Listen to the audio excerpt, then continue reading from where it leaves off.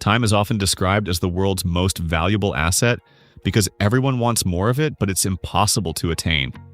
Or is it? Across the economy, entrepreneurs struggle to unshackle themselves from the constraints of time.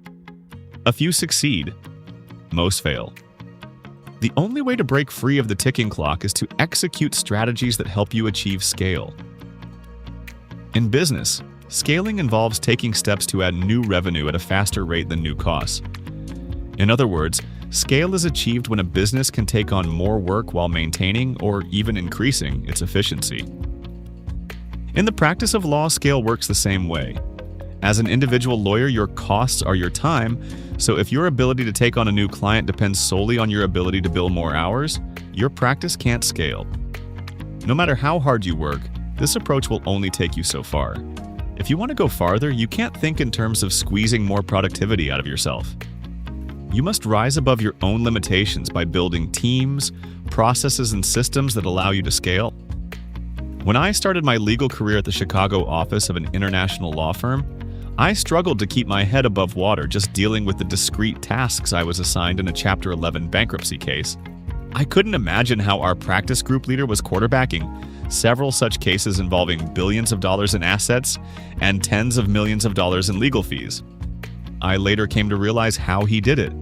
While he was involved at a high level, he primarily relied on teams of other lawyers to run the day-to-day operations, with processes in place to keep him informed along the way. Like a good general, he set the strategy and left it to his lieutenants to execute. This approach created the capacity for him to pursue even more business.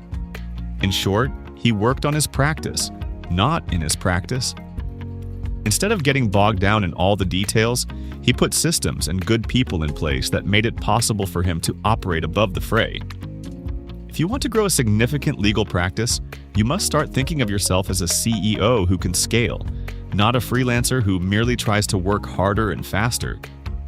Believing that you're someone who can move past the constraints that cap many lawyers' potential is critical, as actions tend to follow identity. To help set the stakes for yourself, consider: are you willing to settle for the same results year after year because you never built something that could operate independent of your time and effort? Once you buy in, the hard but rewarding strategic work of scaling begins. But growing your practice beyond yourself is not easy. So how do you push past your own limitations to far greater levels of success? Here are 3 fundamental steps to achieving scale. First up, create capacity. Scaling your practice is dependent on creating capacity to work on your practice. Taking a step forward requires you to step back and view your expenditures of time and attention holistically. If you're spending all your time focused on billing hours and keeping up with administrative tasks, you'll never have the time to work on the important, but not necessarily urgent issues related to building and scaling your practice. You must make more time by ruthlessly examining your priorities. That's easier said than done for a busy lawyer, but for most of us, an honest assessment will reveal that there's time to be wrestled back in all of our workdays.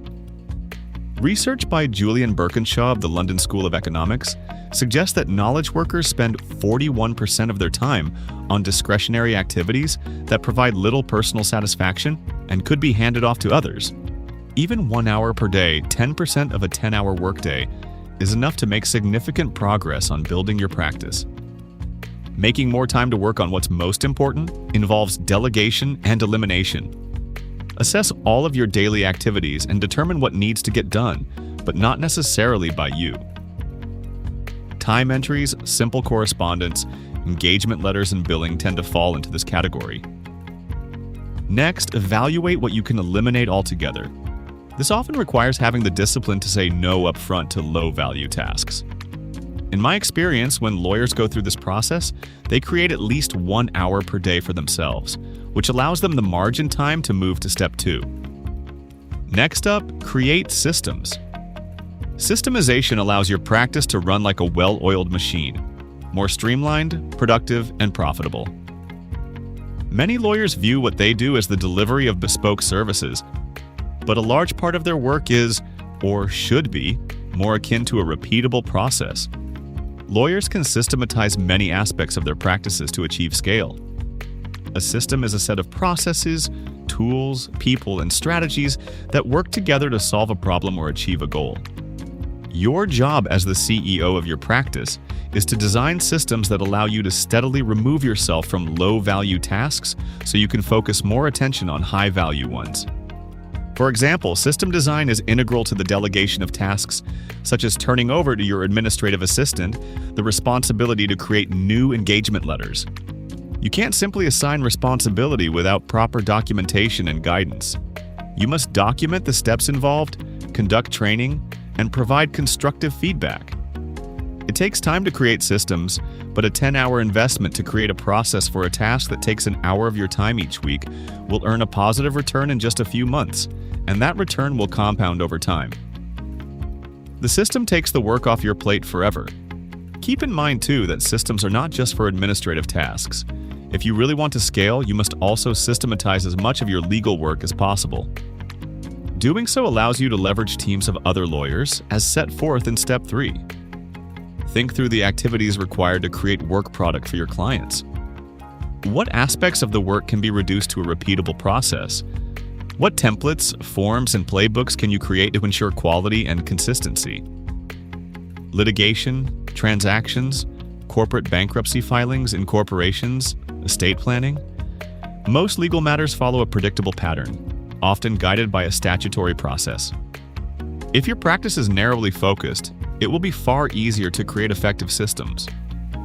There is less friction in scaling when you consistently deal with the same types of matters for the same types of clients, which allows you to spot patterns and anticipate issues in a way that's not possible when you're spread thin. The more you can systematize the process of serving your clients, the more you'll be able to rely on others to handle the day-to-day work, which is the key to bringing in more and better new business. And finally, create teams. Lawyers who earn more money and gain more autonomy generate business sufficient to keep not only themselves busy, but others in their firms as well. Systems enable you to create leverage in your practice. With systems in place, you're no longer the bottleneck through which all decisions must pass. The systems determine what to do and how it should be done, and you're there to weigh in at a high level. Once you've built a framework for how things get done, you can establish an organizational structure and identify the roles and skill sets you need to support your practice. You'll need administrative support in areas like client onboarding and marketing, and attorney support, including team members with varying levels of experience, to get the legal work done. At first, you may start building your team on a very small scale with only a couple of people to help execute your vision, but your organizational chart will grow along with your practice over time. Most lawyers go find support when they need it, drawing from a pool of candidates based on who has capacity.